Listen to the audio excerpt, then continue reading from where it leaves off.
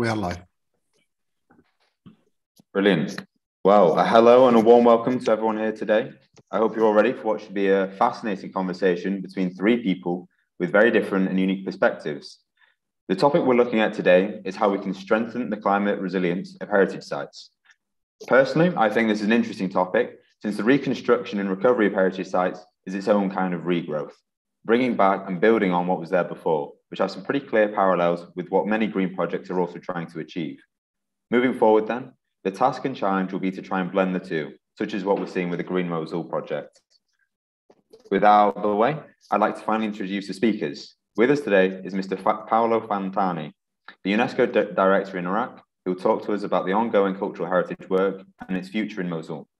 Next, we have Mr. Gregoire Rouss from the BMW Foundation Herbert Kant to offer his perspective on responsible leadership in post-conflict settings, and in particular, post-conflict reconstruction. Finally, the man without whom none of us would be here, Mr. Omar Mohammed, also known as Mosul Eye, to discuss what a green Mosul would look like and what the future holds in this regard. I think you've heard enough from me, so without further ado, Mr. Fontani, please introduce yourself, and to start things off, I'll ask, how can cultural heritage work such as the Revive the Spirit Mosul project relate to green sustainability? Hi, good morning, everybody. Well, I'm Paolo Fontani. I'm the UNESCO representative to Iraq. I've been here for about 3 years now. The program in this country is quite large, but one of the most important initiatives is surely the one about reviving the spirit of the city of Mosul. It was all born after the destruction of a conflict in 2018. Initiative by Director General of UNESCO deciding to move ahead and make a little bit Mosul a symbol of the revival of the entire country. With generous support of our donors, we succeeded in starting to rebuild a part of the historical city center of Mosul. Things are now quite visible, but I have to say that the beginning has been not that easy. It's complicated to start a city that was almost completely destroyed. So we are rebuilding monuments as much as we're rebuilding historical houses, but in fact, the entire purpose of it is to rebuild a human spirit and the human beings of Mosul. We're all working together. It has been 3 long and hard years, but I think now we are where we wanted to be now, and the historical city center of Mosul is taking shape. Of course, we cannot rebuild the 12,000 houses that were destroyed at the time, but we're doing a bit of the time. So happy to be here today. And in terms of your first question, well, I mean, the entire concept of cultural heritage, I think, is totally sustainable in the sense that we always thought,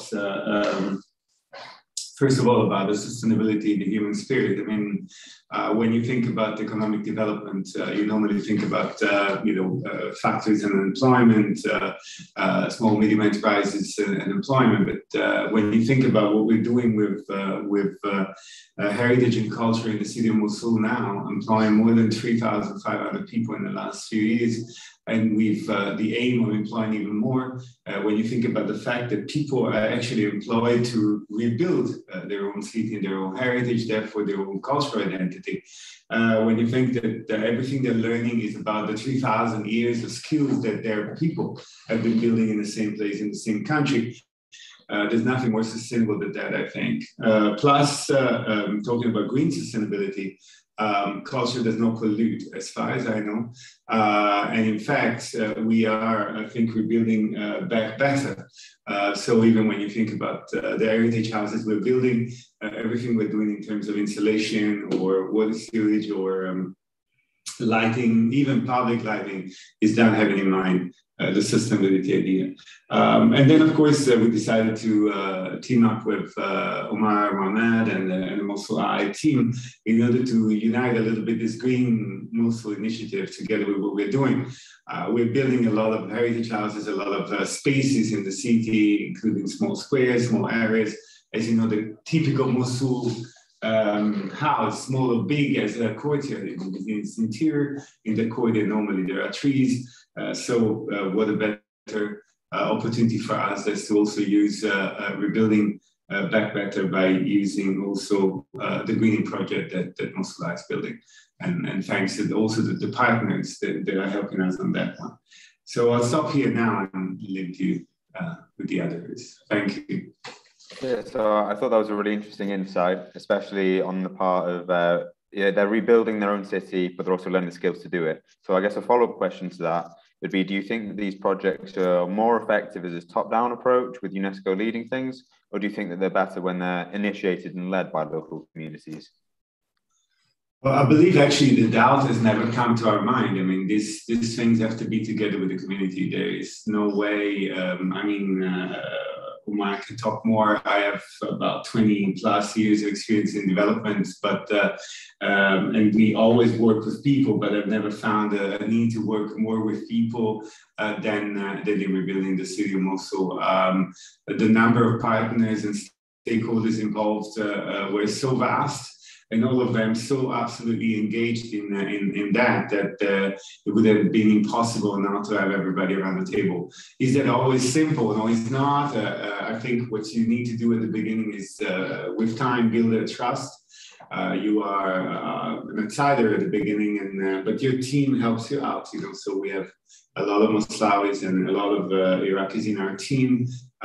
We started working with everybody around, from local to national authorities to universities, the Guild of Architects and engineers, and the local community, in order to be sure that we're doing this together. There has been no other way to do this, I think.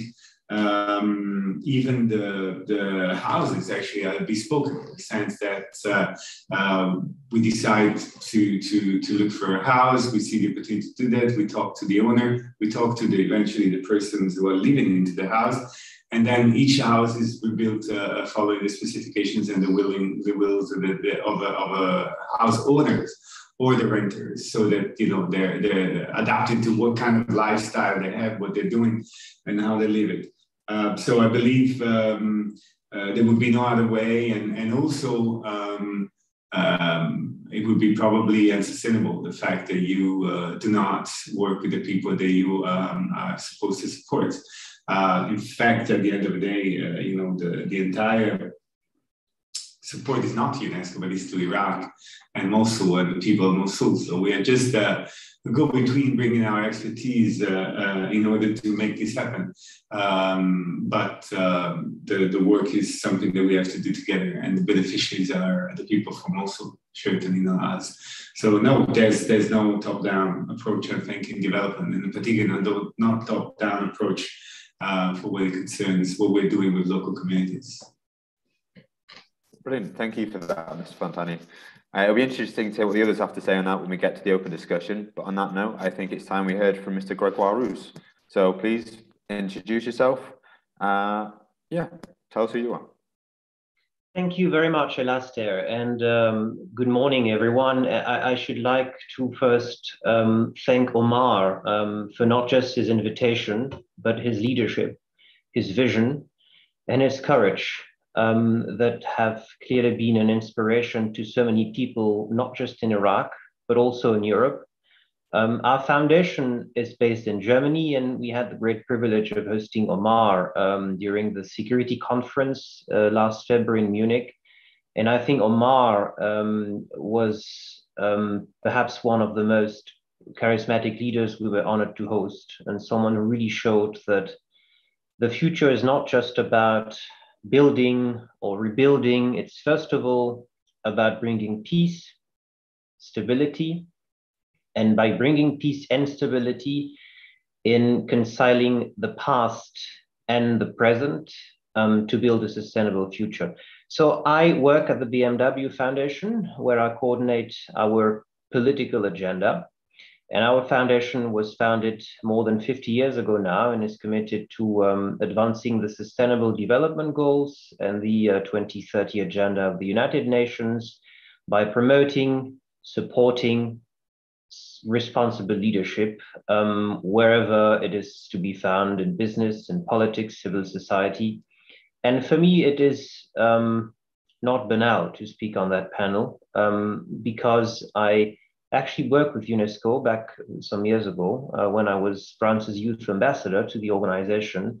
And I can talk with my experience that we need today more than ever culture at the center of public policy. So one of the, I think the main features that clearly makes Green Mosul stand out is, I believe, the ability to show that responsible leadership is about caring about two things: human capital and natural ecosystems.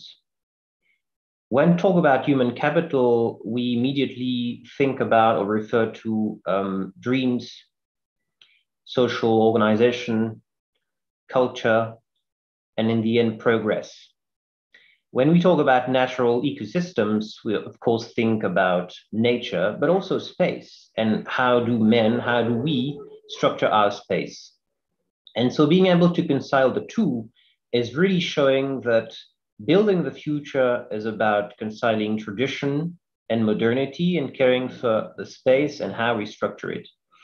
And I believe that by rebuilding Mosul, but not just by rebuilding what has been destroyed, but by rebuilding, but also opening a new horizon by making the city truly sustainable and fit for the new age. And the new age will be driven, it actually already is, by the greatest crisis in our modern ages, the climate crisis, shows that there's no sustainability without building on tradition, but at the same time, there's no sustainability if you do not think the future of your city in the longer run. I believe that what Omar and his outstanding team have been doing is actually setting an example. We obviously know, we read about it every day, of the tragic news in Europe, in Ukraine. And I believe that what has been going on in Iraq, and especially Mosul, is setting an example for actually ages to come, that war is not the end. Because war never wins, it only destroys. And first amongst whom, those who actually wage it. So what Omar has been showing is that responsible leadership is about taking everyone, and not just a few, but taking everyone, and giving them the power to build the city of tomorrow by using the energy, the inspiration of their own traditions. So it's not about, again, rebuilding everything as it was, nor is it about destroying and building a city that you could find, I don't know, in Europe or the Americas or Africa. No, it's about really building on the essence of what makes a city stand out with its own cultural traditions, architecture, also religious and spiritual capital, which is obviously very strong in Iraq, that is the cradle of Western civilization for that matter. But also thinking about the challenges facing our societies nowadays. And I think that Omar has set a very ambitious example, and as a foundation, we're really proud to support him. I think this is only the beginning. And the fact that we get to see now an increasing number of businesses, private stakeholders, and international organizations, and especially UNESCO, leading organization in the field of culture, is a very great sign of hope, and we're very proud to be involved, and looking forward to I think future very stimulating discussions, because I believe that, and I would like to conclude here, what Omar is doing is not just rebuilding. It's also building something new that we call a bridge at a time when we destroy, and so many basic infrastructures are being destroyed. What Omar is doing is building bridges between not just the past and the future, but also between communities, peoples, ethnic and religious groups. And we need those examples that truly put hope in motion. I think that it is exactly what responsible leadership is about, putting hope in motion.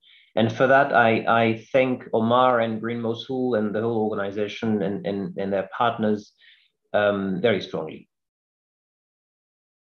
Well, thank you for that insight. So it's fair to say that you think that responsible leadership is made up of ecosystems and human capital. And so my follow-up question then is, do you think that that aspect changes at all in post-conflict settings? Well, that's a good question.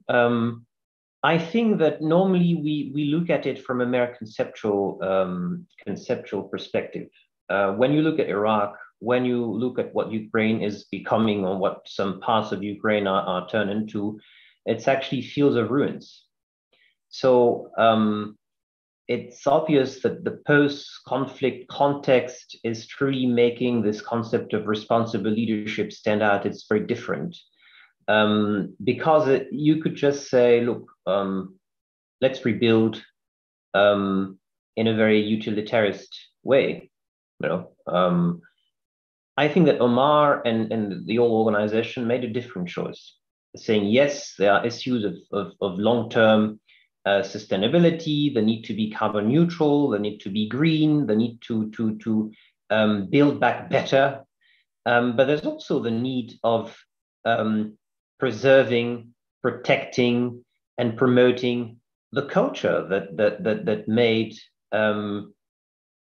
those cities in Iraq develop in a very unique way. And I really hope that the same spirit will prevail in Ukraine as well. It does not mean that we should just rebuild everything. I live in Germany, I'm based in Munich, and as you know, Munich was a city that was half destroyed, and so was Berlin at the end of the Second World War. And they rebuilt what needed to be, but also opened a kind of door to the modernity in terms of architecture and also structuring of the space. And I think that this kind of marriage, if I may say so, between tradition and modernity is the essence of actually stability, but also resilience and sustainability over time. So yes, I think that post-conflict reconstruction comes with great challenges, but also great opportunities. But I think that the greatest challenge is to make sure that the city remains what it has already stood for in terms of values, in terms of culture, in terms of, what in the end, what is the spiritual and cultural DNA of the community. And they should keep developing and structuring their space with that same spirit at heart. Of course, that is not easy, and that is where the kind of responsible leadership and therefore the vision come into action. Well, thank you for those insights. It was a pleasure to hear from you. Finally, it's over to you, Omar. For those unfamiliar, why don't you introduce yourself and the Green Mosul Initiative? And to start things off, I'll ask, why did you create the Green Mosul Initiative? And was there anything in particular that prompted you to think that this sort of project was needed?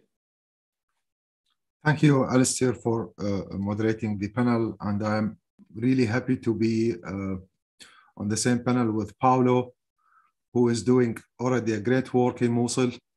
Gregoire, thank you for what you said. Thank you for the responsible leadership you provided through BMW Foundation. The whole idea, Alistair, is in fact not only about the symbolism of trees. It's rather about reintroducing life to the people. A hope that is based not on false optimism, but rather an optimism that is based on facts and evidence that we actually can thrive, we can build a better future. The city of Mosul have suffered enough wars and destruction. The momentum of the international support in the city was one of the inspiring elements in launching Green Mosul Initiative. And also the motto of Mosul Eye is to put Mosul on the global map.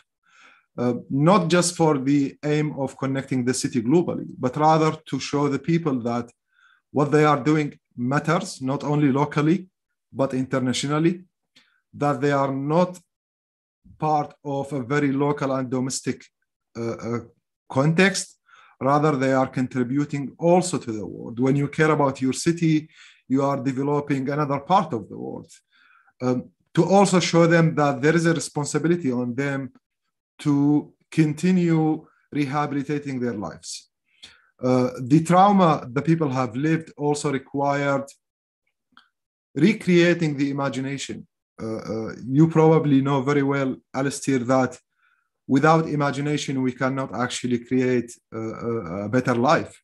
People need to change the perspective of what they have witnessed. Their streets deserve to be green more and more.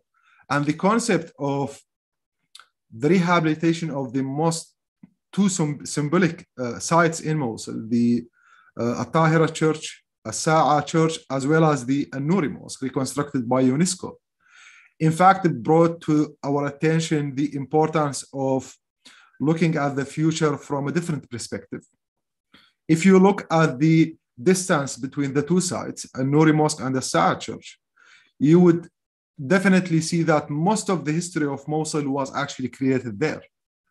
And if you don't think about rehabilitating that space, not only by reconstructing it physically, but reconstructing the spirit of that space, you will miss a lot in rebuilding the city. Especially the city is destroyed, but that doesn't mean the end of the road. That you can actually rebuild not only better, but you can reconstruct the entire historical narrative on which the city was based. That a church was designed by a Christian, by a Muslim architect, and the mosque was designed by a Christian architect. This is not only about the communication between communities, but it's rather the essence of the coexistence. And we have no other way to continue actually but to live together. And therefore, the initiative of Green Mosul aim to reconstruct that connection between the people. That what brings us together is much more important than what differentiate us. But at the same time, looking at rehabilitating the spirit of the city, we looked at the future challenges. If we are today thinking about reconstructing a building, tomorrow's challenge is much more different. Tomorrow's challenge is our conflict over water resources. Tomorrow's challenge is going to be on the harvest of the farmlands, on the very basic needs of families. The bread is actually that we put on the table is going to be very challenging to find if we don't think about it now, if we don't act now. And that's why we try to, through the trees, inspire the people, but also raise awareness about the danger of climate change. One of the main factors of future conflicts is going to be climate change. And it's already happening. We are already witnessing the destruction of societies impacted by climate change in Africa, and even in southern Iraq. We are witnessing a devastating impact of climate change. But then you can also use whatever you have. We have the cultural heritage, and you can use cultural heritage to promote climate change. You can use cultural heritage to promote what we call it the green heritage. UNESCO is recreating also the concept of the meaning of heritage in Mosul. And that is not only for reconstructing the space, as I said, physically, the meaning of the reconstruction of those sites based on a policy that actually care about climate change, that care about the future, is going to not only rehabilitate the life of the people, but it's going to create more climate-friendly jobs. The people are more looking at how can I invest in green energy. And today in Mosul, as we are speaking now on site in Mosul University, we have local investors discussing in Mosul how they can invest in a green energy, in a green economy. We also have received from the governor and his deputy, they have decided to build a full strategy to tackle climate change, and also to think about facilitating the climate-friendly economy. I think that is the meaning of green initiative of Mosul, the Green Mosul. It is to tell the people that the future is possible, that we can actually work much better than we have done in the past, and that there is only one way to do it, is to collaborate. We have the local partners, the international partners, local investors, international investors, many organizations working in Iraq, and it's also the time to move beyond the humanitarian concept. It's to look more about the investments. We have many unexplored resources. They require more attention, and I think that is what we should do, is to remind the communities that you have the possibility and the potential to make your life better. And it is time, it's now, not tomorrow. I think that is the essence of a Green Mosul initiative, Alistair. Thank you for that. My follow-up question is a bit of a tougher question, but I think given the various challenges involved with a project like this, I think it is worth asking. And so my question then is, just how optimistic are you about the success of this project? How far do you think you can take this? And finally, do you think that this sort of project could be applied to other places in similar circumstances? In fact, we are measuring the success of the project by three factors. One is that we were able to bring several actors, international and locals, to enhance and develop as well as reform their policies in Mosul toward a more climate-friendly policies. And as a result, we have managed to obtain from the government, the local government of Mosul, that their policies, one is planting a tree is becoming obligatory in the city, that every house should plant a tree. The idea of using recycled water is being implemented, and it's being also developed by the universities. The concept of the prototype forest have been also implemented in the city. We have several prototype small forests within the university, as well as the other parts of the city in the neighborhoods. But the most important part is that there are people who are willing to develop their strategies based on the climate change policy. And also the SDGs of the UN are becoming more familiar in the city. I think that is the success we can measure. After all, we cannot, Alistair, we cannot change everything. We just start and we show the way to the people, and it is their responsibility to continue. We will always remind and support them. It will require more time, more efforts, and I believe, as we are discussing today, more collaboration is required. More, as Gregoire said, it's also more responsible leadership is required.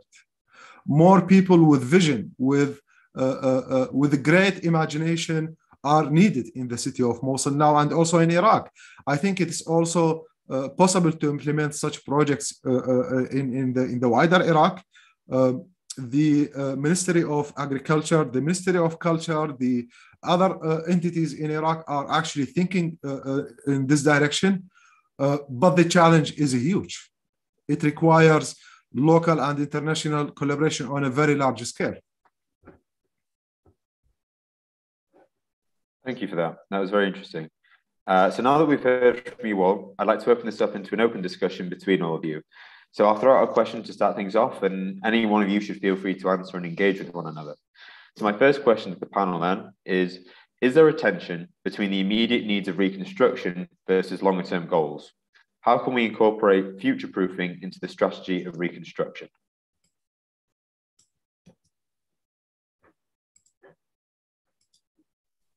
This is addressed to me.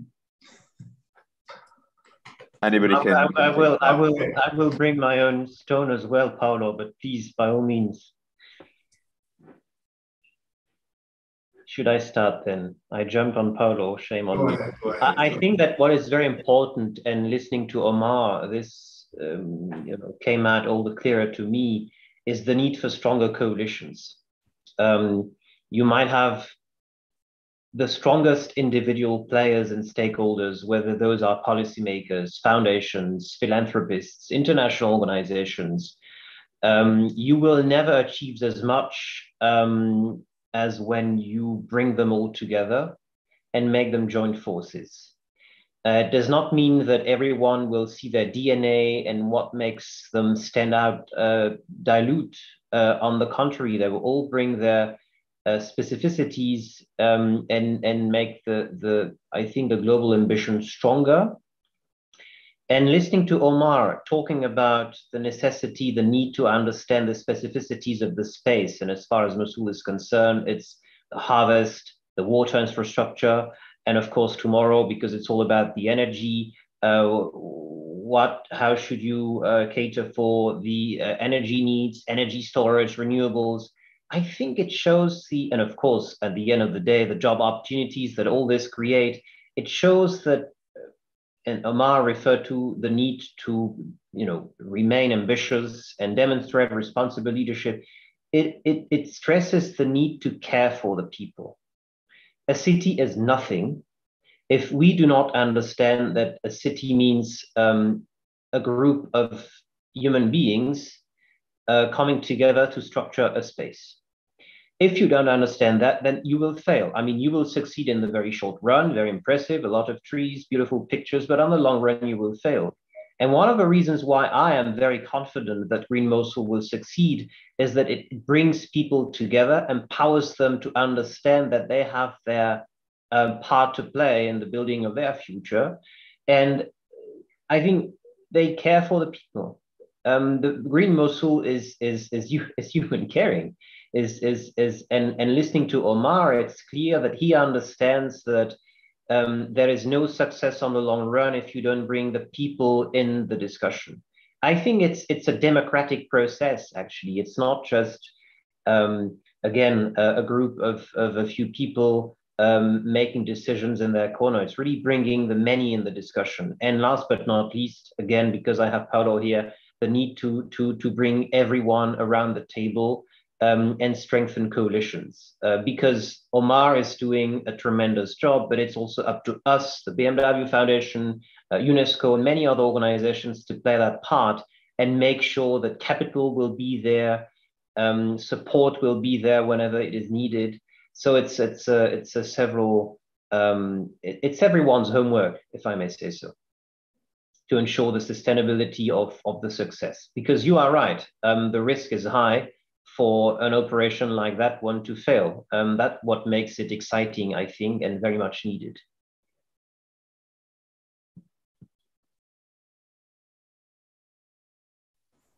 Yeah, just want to add something. I think this has already been said by Gregoire, Omar, possibly myself. I mean, the entire point is about ownership.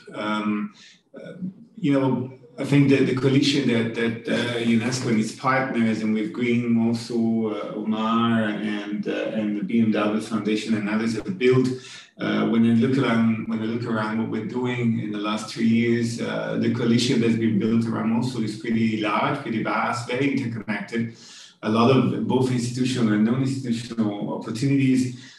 Being in the country here for 3 years and basically weaving relations with every sort of partner in town is, of course, part of the job. It is all very important. Success is a shared affairs sometimes, but the point is, it is a long process, it's a complex process, is a part of what you want to do. But and Omar said it, if one day the Iraqi people or the people from Mosul don't pick up the flame, it's not going to go anywhere. It's not going to be UNESCO for 50 years, or BMW or the Emirates or the European Union or other partners. They're going to keep this alive. In order to keep this alive, the people from Mosul have to be convinced that this is the right thing to do. Is it our job to make them sure this is the right thing to do? Maybe, possibly. I always believe that as in education, whatever you do is give opportunities to people and to give it tools for them to master and share their destiny. In this case, we've had a lot of opportunity in the sense that there have been a lot of very generous donors that have come with us along this path. This has given the city an opportunity that is seldom, rarely given, to see this destroyed by war. Maybe something the Second World War. So it's something that, unfortunately, I hope we'll have to see at the end of the present conflict in Ukraine. But the point is, we have an opportunity. We have taken it. We're doing something about it.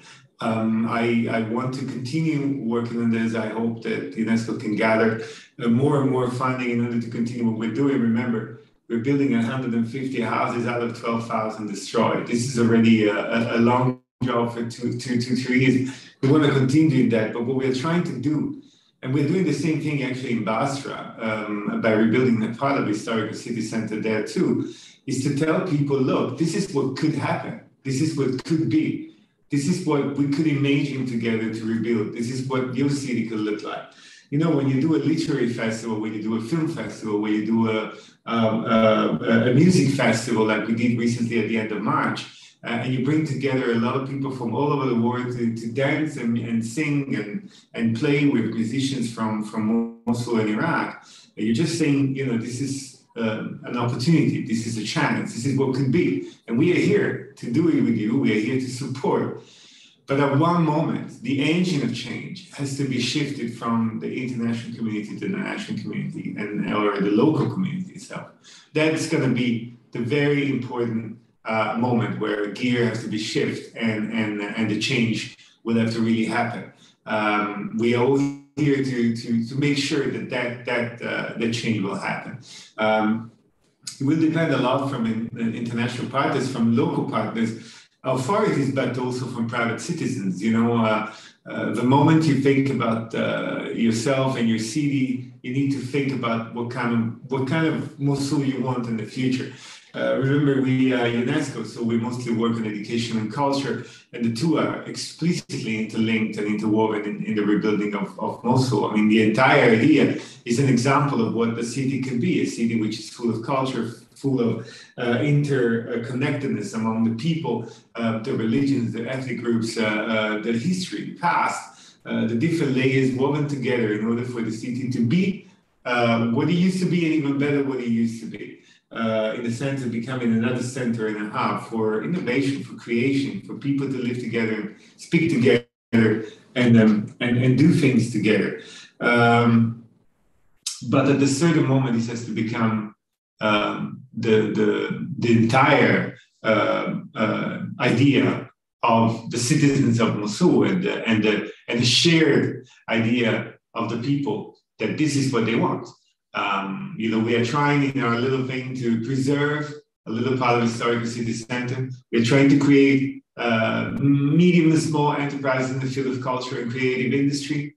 We're organizing festivals. We're creating open doors for a discussion about anything. You know, at a certain moment of mine, in the dark days of 2021, after the architecture competition to rebuild Al-Nouri Mosque, we needed a little bit of reconfort here at UNESCO because there were tensions on what we did, was the design a good one, and people had different ideas, of course. I mean, when you build Lipang pyramid in front of the Louvre, there was a huge discussion whether it makes sense or not. The same thing, of course, in every culture.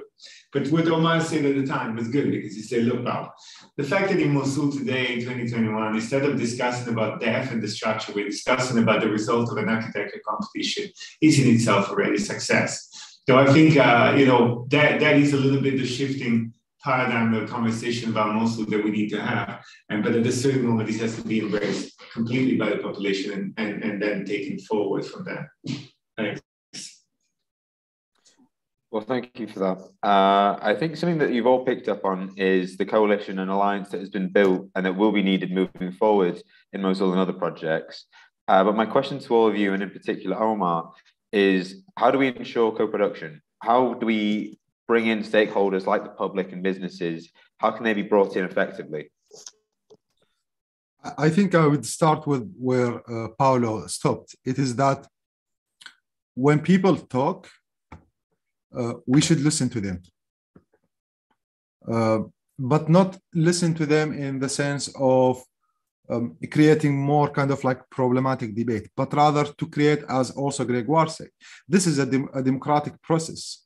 The decision-making, the way the people want to interact with their lives, the way they want to enhance their future, we should bring them to the table. They are the most concerned people with the future, and they will be the most affected people with the future as well. In that regard, the international collaboration and international coalitions that can be formed. As also Paolo said, UNESCO cannot stay in Iraq for 50 years. The EU cannot stay in Iraq for 50 years. No one can stay in the same place for 50 years, even if they stayed for how long they can support Iraq. I believe the key solution is in Iraq, with the Iraqis, with the authorities, but also with the public, with the education system, to look at the future as a challenging future and to meet that challenge. There are many great opportunities around the world, and Iraq can become one of the positive actors in that regard. We need more awareness, as I said before, more awareness on the very basic skills of communities, the grassroots, but also among the academics. I believe also the intellectuals have a huge responsibility to advance this vision. There are many young entrepreneurs in the city of Mosul, but also in Iraq. There are also many other challenges. I mean, generally speaking, the climate change policy in Iraq is directly connected to the financial system. We need to also advance and reform the financial system in Iraq to make it more easier for young entrepreneurs to open their enterprises, so they can have a more easier way to advance their visions. Yesterday, I was listening to a podcast about the economy of the United States. 80% of what shapes the economy of the United States is actually the startups. And you can see it in many other countries. The startups are becoming the cornerstone of every economy. I believe that is what need to be addressed. That's what need to be challenged as well. The potential is great, but it requires as well convinced people who believe that the future is possible, that we can collaborate, we can enhance our future through more comprehensive policies that direct all different aspects of our lives. All right, thank you for that. As much as I'd love to let this discussion play out a little bit longer, I think we're coming to the end of our time here. So I'd ask all of you to give some brief closing remarks before we end the meeting. Mr. Paolo Fontani, would you like to start? Yeah, if you can unmute, yes. Well, I mean, just want to thank you all for inviting me to this panel. I thank Omar, the work we've been doing together in the last few years. I think Mosul has also been part of this attempt to get the community and civil society around what UNESCO is doing in Mosul. One of the organizations that have been really helping us in trying to get through to people. So thanks everybody. I thank also BMW Foundation for what they're doing, supporting Greening Mosul, but also I guess by indirectly supporting also what we're doing in Mosul. I want to thank.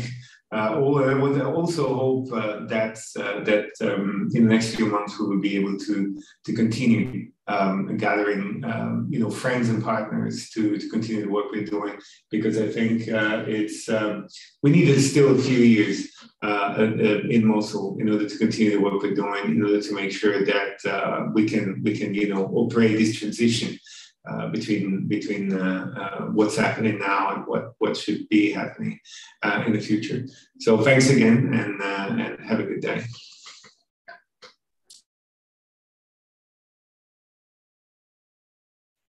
Gregoire, would you like to follow up? Sure. I mean, there's so much I'm taking away with me.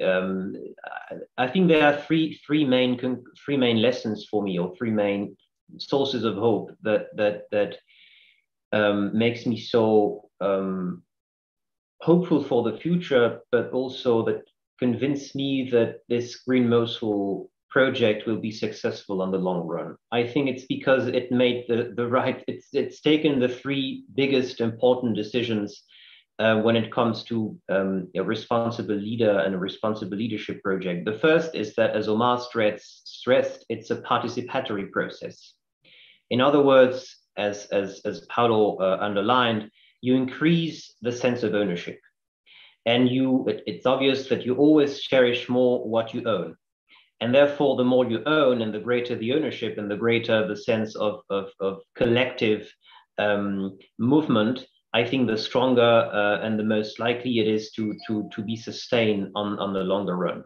The second aspect, the key feature, is that the Green Mosul has been taking into account not just the basic infrastructure, but also the infrastructure of the future. So we named it access to water, renewables, energy storage, and so on and so forth. So in other words, you take into account the future socioeconomic needs of your population, which makes it clear that you will be relevant tomorrow. So in other words, you invest today, you invest today in your capacity tomorrow to remain relevant and in line with the times. So in other words, you are ahead of your time. And I think that as far as the strategic thinking and strategic planning is concerned, Green Mosul is definitely ahead of its time. And third point, which is for me the most important one, and unfortunately far too overlooked in the political discussion and in policy making, and that's why I'm so happy to see that UNESCO has been so much involved in the project, is to put culture at the center. There is no sustainable building or rebuilding if there is no culture. Culture is perhaps the only kind of space over which war, violence, and brutality have no reach. There is no religious, ethnical, social, economic, intellectual distinction. Culture is only about creating and building ties and bonds between human beings. So seeing what Green Mosul has laid as foundations, I'm overconfident in the fact that there will be a long-lasting winning project, I think for Mosul, for Iraq, but for all of us. I think it's just a speaking example of what you can achieve when you bring people all together, when you strengthen coalitions, and when you put culture at the center of it all. Finally, over to you, Omar. Thank you. I would like to say something, and I will conclude with this. Almost a year ago, when we launched the Green Mosul initiative, and it was at its very early stage when we started promoting the initiative, I received many messages from people, from even friends, very close friends of mine, telling me that this kind of initiatives are doomed to fail. And instead of encouraging me, they were saying, like, don't do it, don't plant the trees, they will die. I just didn't listen to them because I believe that everything is possible. When we were planting the trees, people were saying that some houses are destroyed. Why don't you rebuild houses? I believe that we are also, we should believe in our line of work. I work in this direction and the others are working in the different directions. Our work is the result of our work is a comprehensive reconstruction. When people work on rebuilding the physical space, people work on rebuilding the communication between communities of Mosul and Iraq in general. Everyone should work in their own line of direction, in their own work. I cannot interfere in other work, but I can also provide advice in that regard. I believe the potential is great for the future, but it will always be in the hands of the people. It is their decision. If they are ready to take the challenge, then everything is going to be possible to be achieved. I think that's what we will remind the people always. We have the momentum now. UNESCO is there. The EU is there. Many other partners are there, but they are there today. We don't know about tomorrow. UNESCO has other responsibilities, and we have seen the destruction in Ukraine now, for example. They cannot stay in Iraq forever. We have to find more sustainable solutions. And as Gregoire said, we have to start thinking about the challenges and the needs of the future. Our generation's needs are completely different from the next 20 years. So I believe that is what we need, is to always exchange ideas and to always talk over the challenges and see the solutions. And thank you again for this panel, Alistair. Oh, it's been my pleasure. So thank you to everybody who turned up to this meeting, and thank you to the speakers for their insights and participation. I wish you all a good day. Goodbye, everyone, and I hope you enjoy the rest of the